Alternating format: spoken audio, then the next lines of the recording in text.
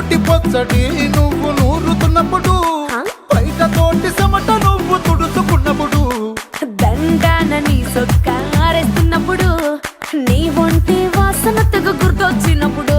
రెండు చేతులెత్తి జుట్టు ముడిసినప్పుడు, జండు కత్తుకొని పడుకున్నప్పుడు, అలసిపోయి నువ్వు ఆవలించినప్పుడు, వచ్చుండై ఫీలింగ్స్ వచ్చి వచ్చి చంపేసి